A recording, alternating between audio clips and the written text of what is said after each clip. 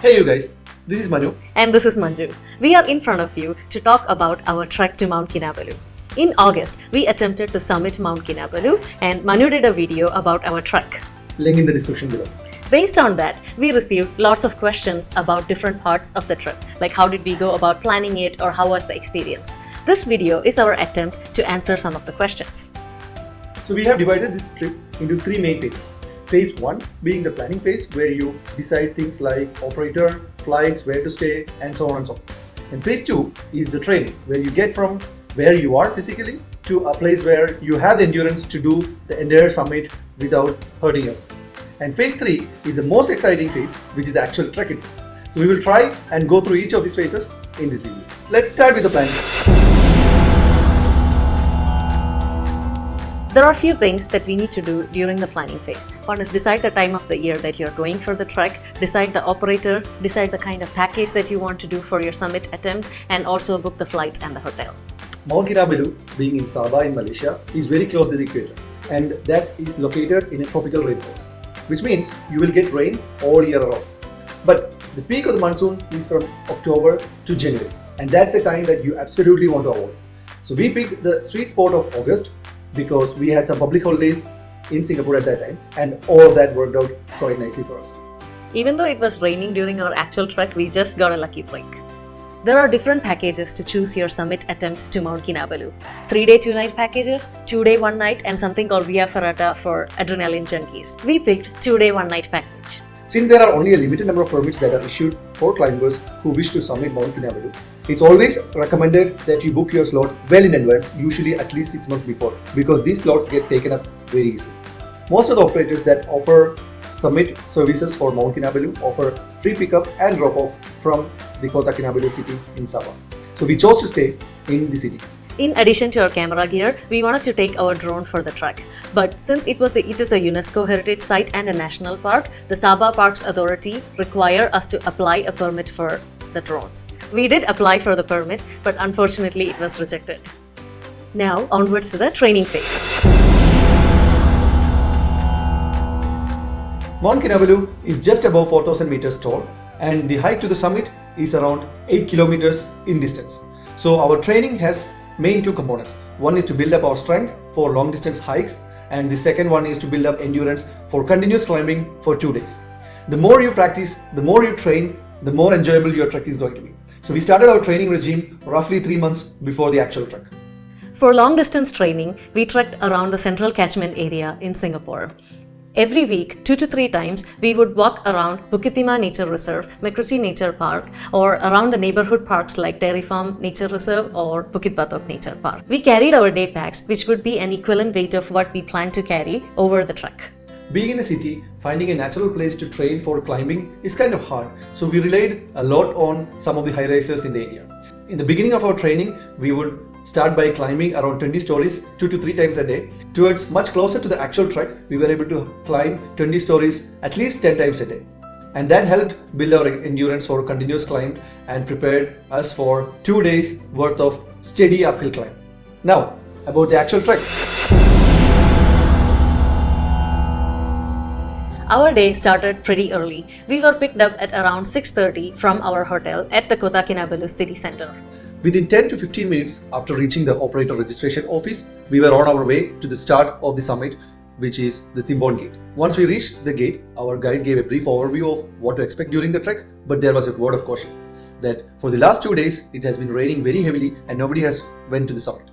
So we were not very sure whether we will be able to do a summit attempt the next day. We are starting our trek.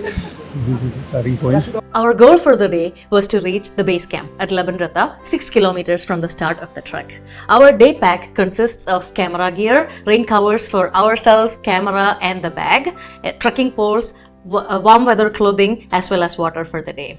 My trekking poles did not survive the flight, so we rented one at the Timbon Gate. We highly recommend getting the trekking poles because it is super useful along the way during day 1 as well as during your descent.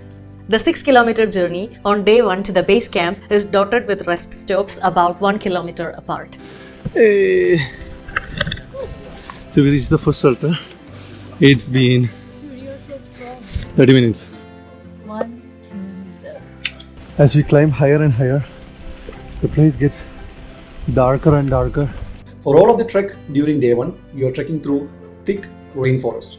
And since it was raining right from the start, most of the forest was covered with thick clouds and fog. As we climbed up, the temperature started dropping and the winds started picking speed and the air started to get thin. And all of this made breathing slightly harder. Even then, it was the beauty of the forest that kept us going. We have finally reached the place where we are going to take our lunch. About at 4 km at Layang Layang Hut is where we plan for a lunch stop. Depending on the weather condition and your fitness levels, the trek on day 1 could take about 4 to 6 hours. We are coming to a good clearing where we can actually see some. 1 more kilometer to go. I believe this should be the last hut before base camp. We reached the base camp at about 3:30 p.m.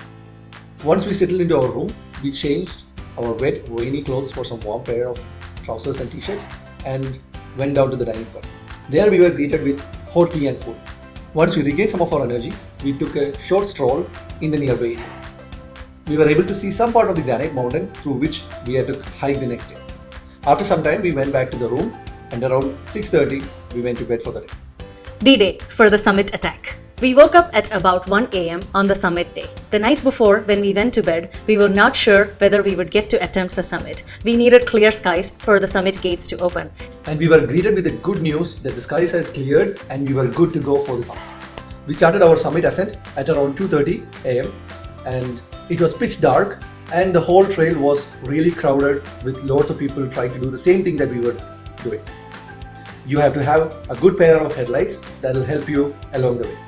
And along the way, there are 2 huts before you reach the summit. At the crack of dawn, we reached the summit of Mount Kinabalu. We tagged the summit, took some pictures, and stepped down for the rest of the crowd. We stepped away into a calm corner where we could enjoy the sunrise and hide from the wind. It was a short break before we start the long descent. Unlike the day before, the sky was very clear with fluffy white clouds and red horizons. We could see as far as the ocean from up top. With the lights up, we could appreciate the terrain that we were walking in. It was cold monolith of a granite with steep terrain. It looked like it's straight out of an alien movie. We reached the base camp around 10 in the morning. After a short 30-minute snooze and a hot breakfast with pancakes, we started our long descent to reach the gates. Even though we had trained on the stairs in Singapore, the descent was tough and painful on our knees. 6 hours later, we were slowly limping to the Timbon gate where we started our journey. Final gate.